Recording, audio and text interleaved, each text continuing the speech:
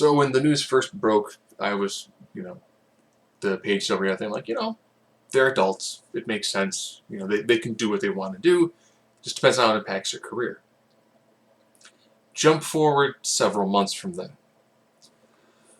So now it's come to light that Del RIo wasn't actually divorced at the time he started dating Paige. They were separated, but still legally married. Okay. Then there was the happened in Las Vegas, which of course was an arrest, but Paige and Del RIo they weren't actually drunk. They just had other people who decided to pick fights with them. Because, who wouldn't want to have liquid courage and then pick a fight with Alberto Del RIo, a guy who actually has a legitimate fighting background?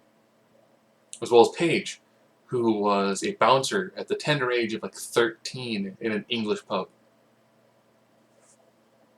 Oh, I'm just saying, probably the two people I wouldn't want to pick a fight with. And then apparently they weren't very liked backstage with the way their things were, and it's probably because they signed Del RIo for a lot of money, thinking he would make this huge splash.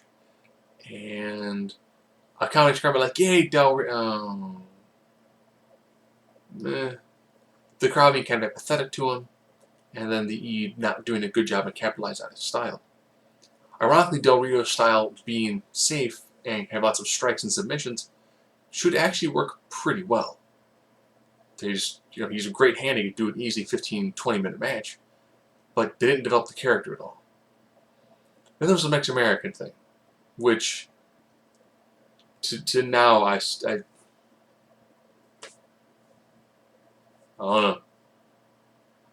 I don't get it. It was bad. They should have known it was bad. On paper, it was bad. And then League of Nations, which had potential as that thing that Reigns had to overcome, but he overcame them almost every week, except for TLC. And then they broke up and like, all right, he's on his own. He's gonna just.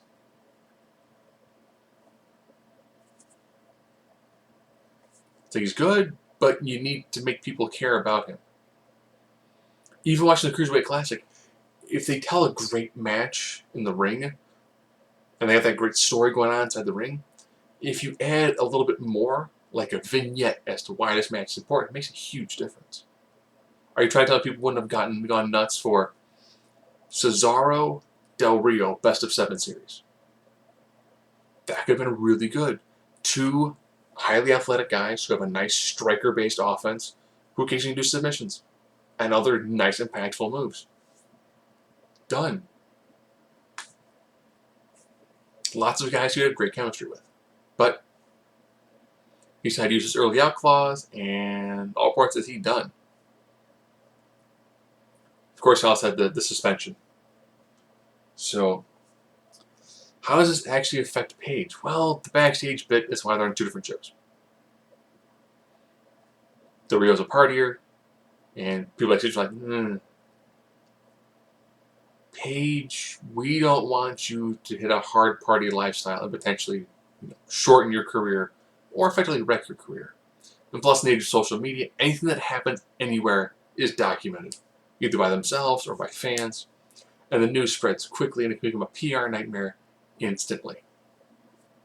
Because that's the age we currently live in. And of course, they made her, I think she was the first diva to get hit with a suspension for wellness. And now with Del RIo gone,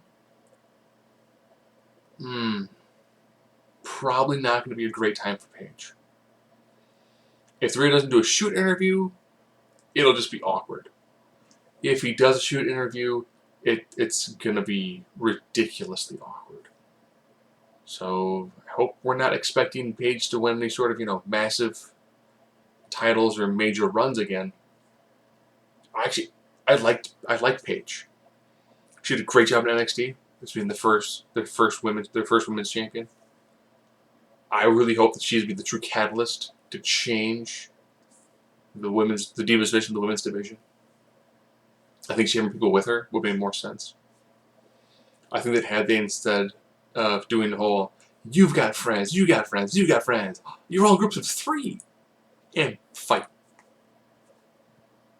If instead they would have just shot a vignette of Paige going to NXT.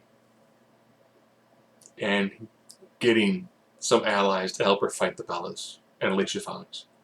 And then the next week, that's then when you have Naomi Tamina be like, we're going to find some NXT too, and then I forget Sasha, and then boom.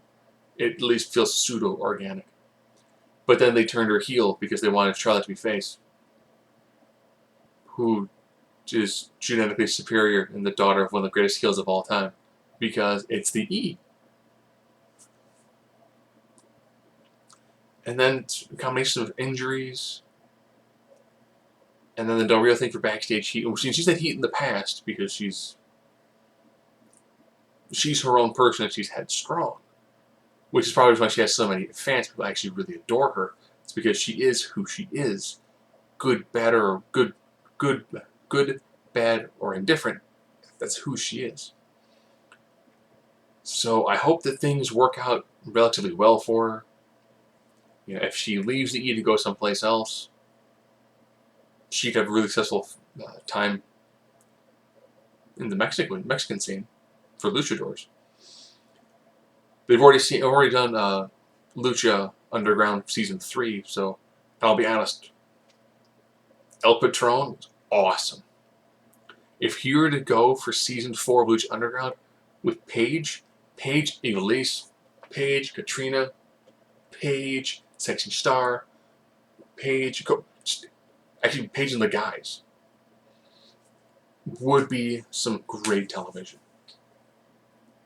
If Paige can stick it out with the E for a little bit, and there's no shoot interviews, you know, her career should be okay. If Del Rio starts doing shoot interviews again, her career is going to be rough. Only time will tell.